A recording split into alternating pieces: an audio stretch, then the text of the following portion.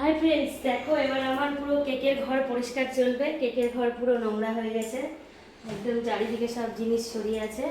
এখন এটা পরিষ্কার করতে আমার 1 ঘন্টা লাগবে। তো তোমরা দেখো আমি কিভাবে পরিষ্কার করি। একটা কেক বানানো অনেক কঠিন কাজ বন্ধুরা। কেকটা বানানোর পরে প্রচুর কাজ থাকে, প্রচুর হিউজ।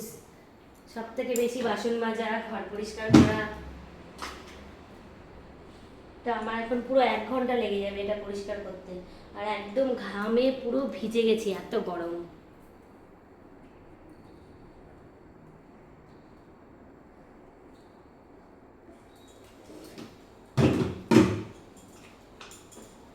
তারপরে সব কিছু জায়গা মতন রাখতে হয়, ঠিকঠাক মনে রাখতে হয় মাথায়। এই হচ্ছে আমার ভালো লাগার কাজ। যেদিন থেকে এটা করি সেদিন থেকে দেখেছি উল্টোপাল্টা চিন্তা মাথায় আসে না, আলটিমেটলি মনটা ভীষণ ভালো থাকে।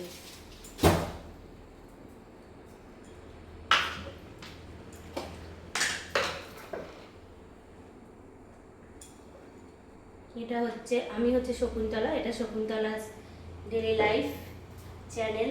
তোমরা সবাই সাবস্ক্রাইব করে দিও, আমার পাশে থেকো, আমাকে এগিয়ে যেতে সাহায্য করো। আমি তোমাদের মাঝে অনেক ভালো ভালো সুন্দর সুন্দর ভিডিও নিয়ে আসবো, শুধু তোমাদের সহযোগিতা দরকার।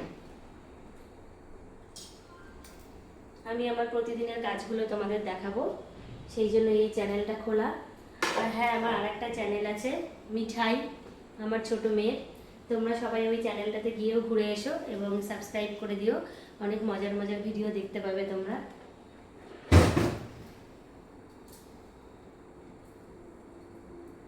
চাকরি, দুটো বাচ্চা, সব সামলে যেটুকুন টাইম পাই এটা করি। এখন আমার ঘর পরিষ্কার চলছে, ক্লিনিং চলছে। এই দেখো, এক একটা কন্টেইনার এক একটা জিনিস থাকে, প্রচুর হিউজ জিনিস। কেক সব মনে রাখতে হয় মাথায়, কোথায় কি থাকে।